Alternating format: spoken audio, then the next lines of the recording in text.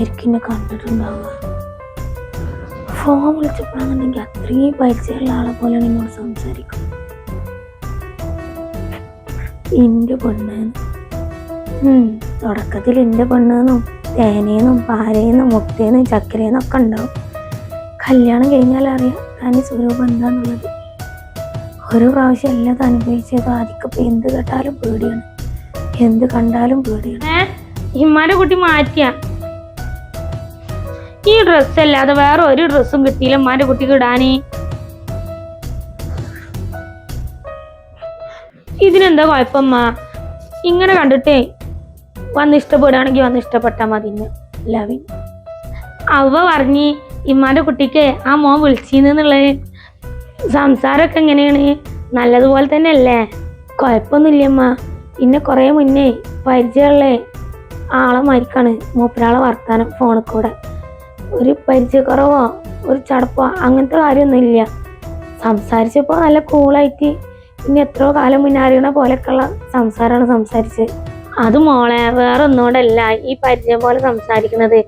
അന്ന് മൂത്താപ്പ് ഇവിടെ വന്നപ്പോൾ പറഞ്ഞില്ലേ അന്നെ എവിടുന്നോ ആ മോന് കണ്ടിക്കണേന്നുള്ളത്.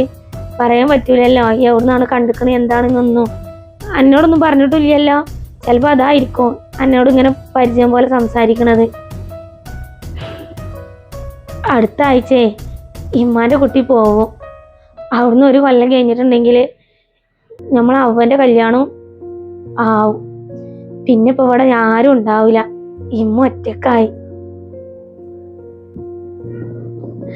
എല്ലാരും പോയി കഴിഞ്ഞിട്ടുണ്ടെങ്കിലേ ഈ വീട് പിന്നെ ഉറങ്ങിയ പോലാവും.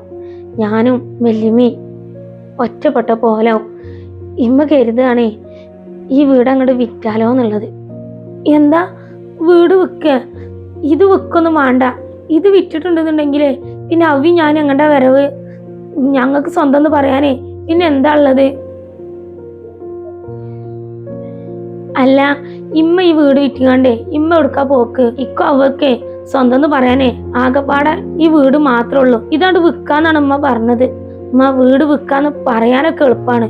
അത് വിറ്റ് കഴിഞ്ഞിട്ടുള്ളേ ജീവിതം പിന്നെ ആലോചിക്കണം ഉമ്മ. ഇമ്മ മൂത്താപ്പാടെ നിന്നോളാം. മൂത്താപ്പി മൂത്തമ്മി നോക്കും. ഇനിയും വല്യമാന് പൊന്നു പോലെ. ഇത്രയും കാലം ഓരെന്നല്ല നോക്കിയത്. ഉമ്മാക്ക് ഉറപ്പുണ്ട് ഓര് നോക്കുന്നുള്ളത്. അതൊന്നും വേണ്ട. തുടക്കത്തിലേ എല്ലാരും നല്ലതുപോലെ നോക്കാണ്ടാവും. കുറെ കഴിഞ്ഞിട്ടുണ്ടെന്നുണ്ടെങ്കിലേ എല്ലാരും സ്വഭാവം മാറും. ഇപ്പൊ ഈ മൂത്തമ്മ ആയാലും മൂത്താപ്പായാലും ഒക്കെ കണക്ക് തന്നെയാണ്. ഇങ്ങോട്ട് വരുമ്പോ തന്നെ മനോട് ദേഷ്യപ്പെട്ട് സംസാരിക്കുമ്പോഴൊക്കെ സത്യം പറഞ്ഞ ദേഷ്യം കയറലുണ്ട്. പിന്നെ സ്വന്തം മൂത്താപ്പി മൂത്തമ്മ ഇല്ലേച്ചിട്ടാണ് ഇനി ഒന്നും മിണ്ടാതെ നിൽക്കുന്നത്. പിന്നെ ഇമ്മയും തന്നെ അവരോടൊന്നും എതിർത്ത് സംസാരിക്കരുതെന്ന് പറഞ്ഞും ചെയ്തിട്ടുണ്ട്. അത് എന്താ കാരണം എന്നുള്ളത് ഇപ്പോഴും ഞങ്ങൾക്ക് അറിയില്ല. ഇമ്മാന്റെ പ്രശ്നം ഇപ്പം എന്താണ്? ഇന്റെ അവന്റെ കല്യാണം കഴിഞ്ഞിട്ടുണ്ടെങ്കിലേ ഇമ്മ ഇവിടെ ഒറ്റക്കാവുന്നുള്ള പേടിയാണോ? അങ്ങനെയെന്നുണ്ടെങ്കിൽ ഞാനേ ആരെങ്കിലും ഒരാളെ ഇമ്മാന്റെ അടുത്ത് ഇവിടെ വന്ന് നിന്നോണ്ട് ഞങ്ങളെ കെട്ടണ ചെക്കന്മാരെ അതിന് സമ്മതിച്ചാല് അങ്ങനെ ഇവിടെ വന്ന് നിന്നോണ്ട് അത് കരുതിയിട്ടേ ഉള്ള ഈ മുതല് വിൽക്കാൻ നിക്കണ്ട അമ്മ. പേടിയല്ല മോളെ. ഇങ്ങളെപ്പ ഉണ്ടല്ല ഇമ്മാനെ കെട്ടിയ മുതൽക്കേ നിങ്ങളെപ്പ ഇമ്മാനെ ഒറ്റക്കാക്കിങ്ങാണ്ട് എവിടെയും പോകൂലായിരുന്നു. നിങ്ങളെപ്പ എപ്പോഴും പറയുന്നു ആയിഷയോ ഞാൻ എവിടെ പോവുകയാണെങ്കിലേ ഞാൻ അന്യം കൊണ്ടേ പോവുള്ളൂ എന്നുള്ളത്. അത് പറഞ്ഞ പോലെ ചെയ്യും ചെയ്തിക്കണം കേട്ടോ. ഇപ്പൊ ഇവിടുന്ന് എവിടേക്ക് പുറത്തേക്ക് പോവുകയാണെങ്കിലും ഇന്നെ കൊണ്ടുപോകും. പണി കഴിഞ്ഞാൽ നേരത്തെ വരും. ഒറ്റക്കാക്കിയിട്ട് ഇമ്മാനത് വരെ പണിക്ക് പോകുമ്പോഴേ അയൽവാസികളോട് പറഞ്ഞ് ഏൽപ്പിച്ച് പോവും. ഇപ്പ ഇന്നൊന്ന് ശ്രദ്ധിക്കണേന്ന് പറഞ്ഞാണ്ട് എല്ലാവർക്കും ഒരു അത്ഭുതമായിരുന്നു ഇപ്പാന്റെ ഈ പ്രവൃത്തി സ്വഭാവം കണ്ടിട്ട്. പിന്നെ ഞങ്ങൾക്കൊരു കൂട്ടായിട്ടേ നിങ്ങൾ രണ്ടാളും വന്ന് ഒന്നിനൊരു കുറവില്ലാതെ നല്ല സന്തോഷത്തോടെ പോവുകയെന്ന് നമ്മളെ ജീവിതം. എപ്പോഴും പറയും അന്നെ കുറിച്ചിട്ട് നമ്മൾ ആദ്യമോളെ നമുക്കൊരു ആൺകുട്ടിയാണ് എന്നുള്ളത്. ഒരു ദിവസം ഇപ്പൊ പണി മാറ്റി വന്നപ്പോ പറഞ്ഞു ആയിഷോ നെഞ്ചുകൂടെ ഒരു വേദന, ഗ്യാസാണ് തോന്നുന്നു, ഞാൻ കുറച്ചേരം പോയി കിടക്കട്ടെ എന്ന് പറഞ്ഞാണ്ട് പോയി കിടന്നതാണ് എൻ്റെ ഉപ്പ. പിന്നെ ഉമ്മ കുറേ വിളിച്ച് എത്ര പ്രാവശ്യമാണ് പന തട്ടി വിളിച്ചത് എന്നറിയും. ഇപ്പൊ നീക്കണ പോലും ഇല്ല.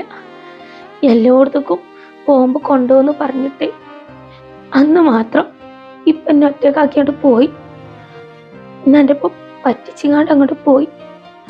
എപ്പോഴും പറയും, ആയിഷോ കൂടെ ഞാൻ ഉണ്ടാവട്ടെ എനിക്ക്. എന്നിട്ട് എവിടെ എൻ്റെ ഇപ്പം ആ ഒരു കാര്യത്തിൽ മാത്രം വാക്ക് പാലിച്ചില്ല, ഒറ്റക്കാക്കി അങ്ങോട്ട് പോയി എന്നെ.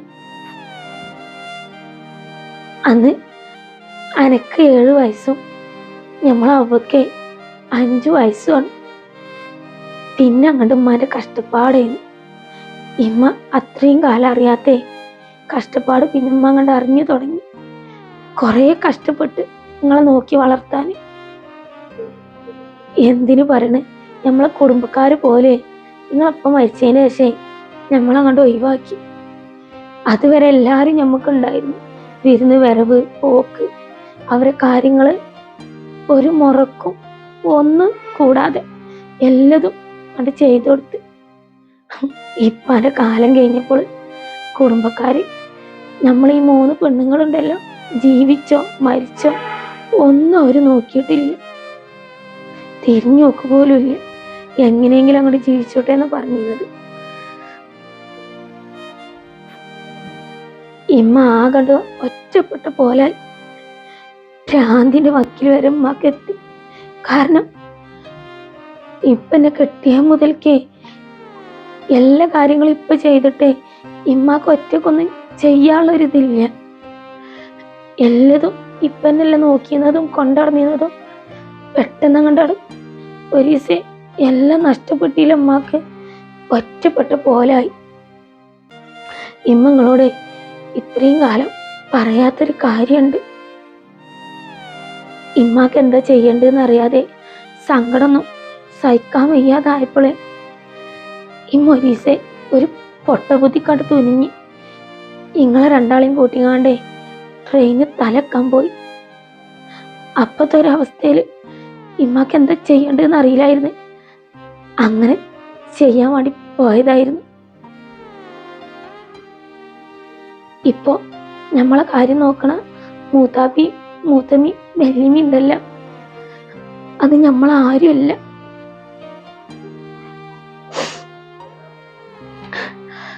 നമ്മളെ വെല്ലിമ്മ മൂത്താപ്പാൻ്റെ ഉമ്മയാണ്.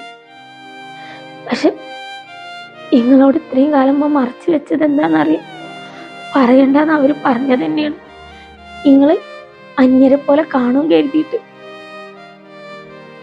അന്ന് നിങ്ങളെയും കൊണ്ട് ഇമ്മൊരു പൊട്ടബുദ്ധിക്ക് പോയതും പറഞ്ഞില്ലേ ട്രെയിന് തലക്കാൻ.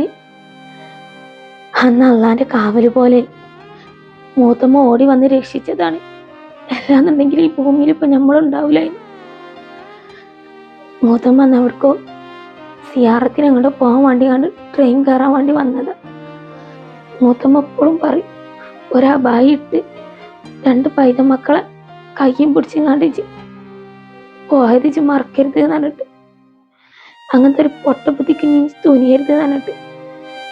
അന്ന് സ്വന്തം മകളെ പോലെയാണ് ഇന്നെ കുറച്ചൊന്നല്ല മൂത്തമ്മോടെ ഇങ്ങോട്ട് അടിച്ചിരിക്കുന്നത്.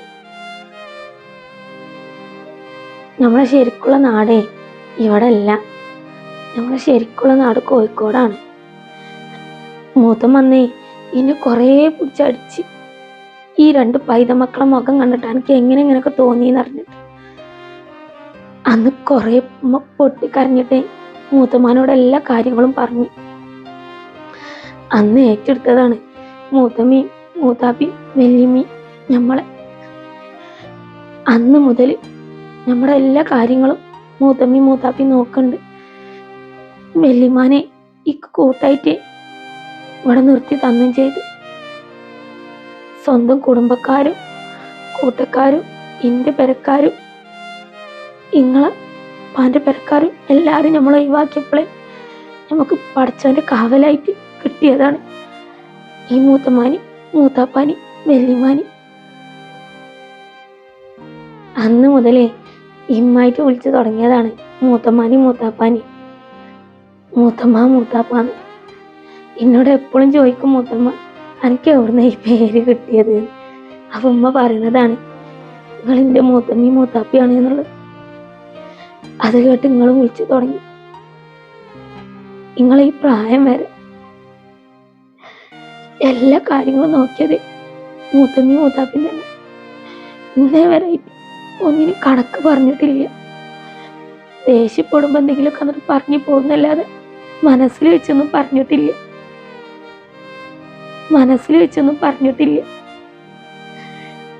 ഇതിനോട് എപ്പോഴും പറയില്ലേ ഇമ്മ എന്തിനാ മൂത്താപ്പാൻ ഇങ്ങനെ പേടിക്കണത് എന്ന്. മരിക്കാൻ പോയ സമയത്ത് ഒരു കൈ തന്നുകാണ്ട് ജീവിതത്തിലേക്ക് കൂടെ കൂട്ടിയതാണ് മൂത്തമ്മി മൂത്താപ്പി.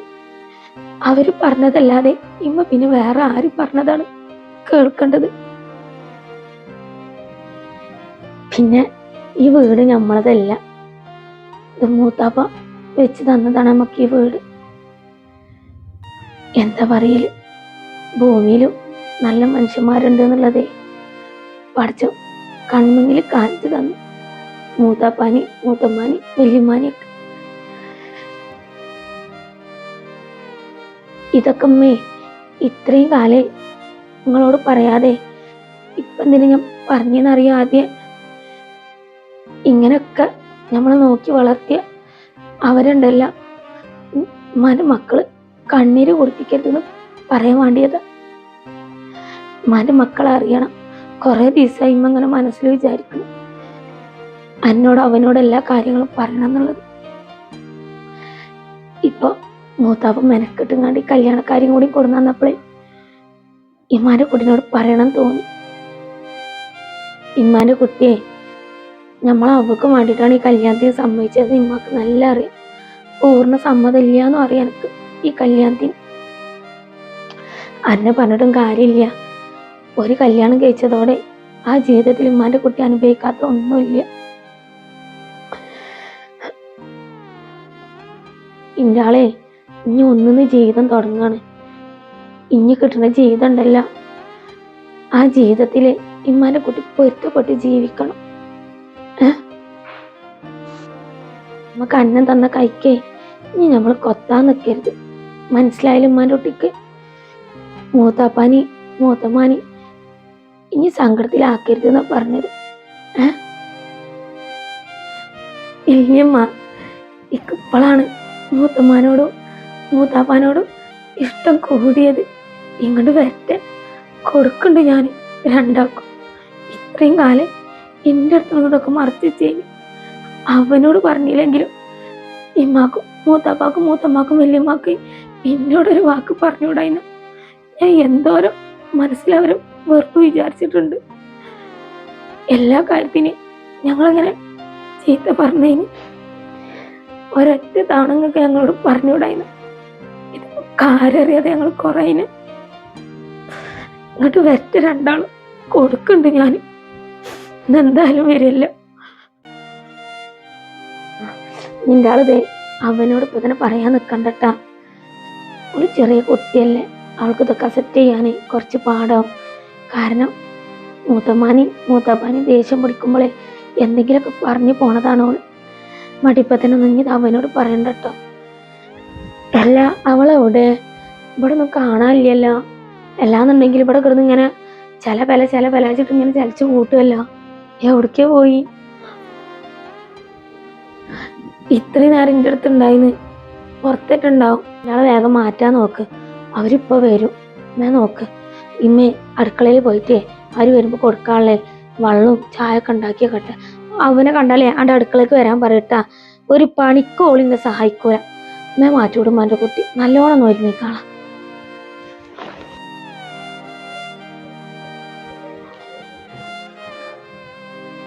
പഠിച്ചോനെ, എൻ്റെ അമ്മ ഇത്രയും അനുഭവിച്ചിരിക്കണം. ഇത്രയും കാലായിട്ടും എൻ്റെ അമ്മ ഒന്നും പറഞ്ഞില്ലല്ലോ. എന്തോരം സങ്കടം ഉള്ളിൽ ഒതുക്കിയിട്ടാണ് ഞങ്ങളെ മുന്നിൽ കളിച്ച് ചിരിച്ച് നടക്കണത്. ആദി, നമ്മളെ മൂത്തമ്മി മൂത്താപ്പി അപ്പൊ ശരിക്കും നമ്മളെ ആരും അല്ലല്ലേ? അപ്പൊ ആദ്യ നമുക്ക് കുടുംബക്കാരും കൂട്ടക്കാരും നമുക്ക് ശരിക്കും ഇപ്പൊ ആരും ഇല്ലല്ലേ? ആ, ഒക്കെ പുറത്തു നിന്ന് കേട്ടിക്കണില്ലേ? ഞാൻ നേരത്തെ നെതല് കണ്ട്. പിന്നെ ഞാൻ ഉമ്മാനോട് പറയാഞ്ഞതാണ്. നീയും കൂടി കേട്ടിക്കണെന്ന് പറഞ്ഞാണ്ട് ഉമ്മാക്ക് വിഷമം വരണ്ടാന്ന് കരുതിയിട്ട്. ആര് പറഞ്ഞാവുക ഞമ്മക്ക് ആരില്ല എന്നുള്ളത്? പഠിച്ചോ ഞമ്മക്ക് തന്ന നിധിയല്ലേ മൂത്താപ്പി മൂത്തമ്മി വല്യമ്മി. ഞമ്മക്ക് അത് മതി. എല്ലാ കുടുംബക്കാരും നമ്മളെ ഒഴിവാക്കിക്കണമെന്നുണ്ടെങ്കിൽ പഠിച്ചോ നമുക്ക് സ്വന്തം ചോരല്ലെങ്കിലും ചോരനെ പോലൊരു കുടുംബത്തിനെ തന്നില്ലേ, അത് മതി. ഇത്രയും കാലേ ഇമ്മ നമ്മളോട് ഇതൊന്നും പറഞ്ഞില്ലല്ലോ. എന്തായാലും മൂത്തമ്മ ഇങ്ങോട്ട് വരട്ടെ. പാവം, അതിനെന്തെല്ലാം ഞാൻ പറഞ്ഞിട്ടുണ്ട് ആദ്യം, എന്നിട്ട് പോലും നമ്മളോടൊരു വാക്ക് പറഞ്ഞില്ലല്ലോ. ഇക്ക് കുറച്ചൊക്കെ അറിയാം. എൻ്റെ ആദ്യത്തെ കല്യാണത്തിന് ഇമ്മാൻ്റെ കുടുംബക്കാരോ ഉപ്പാൻ്റെ കുടുംബക്കാരോ ആരും വന്നിട്ടില്ലല്ലോ. ഫുള്ളും മൂത്തമ്മാൻ്റെ ആൾക്കാരേനില്ലേ. പിന്നെ ഇവിടെയുള്ള നാട്ടുകാരും അന്നിൻ്റെ മനസ്സിലുണ്ടായിരുന്നു. പിന്നെ ഉമ്മ ചെറിയൊരു സൂചന ഒക്കെ തന്നേന്ന്, എല്ലാ കുടുംബക്കാരും നമ്മൾ ഒഴിവാക്കിക്കണേ, നമുക്ക് ആരില്ല എന്നൊക്കെ പറഞ്ഞിട്ട്. അപ്പോഴും മൂത്തമ്മി നമ്മൾ സ്വന്തം തന്നെ കരുതിയിരുന്നത്. പക്ഷെ ഇന്നാണ് അറിയണത് നമ്മൾ ആരുമല്ല മൂത്തമ്മി എന്നുള്ളത്. നമുക്ക് പേടി ഉണ്ടാവും ആവുക ഇനിയും നമ്മൾ മൂത്തമ്മാനി സങ്കടപ്പെടുത്തുക എന്നുള്ളത്. ഇമ്മാന്റെ മക്കളെ അത്രക്ക് വലിയ ക്രൂരല്ല എന്നുള്ളത് ഇമ്മാക്ക് അറിയില്ലല്ലോ.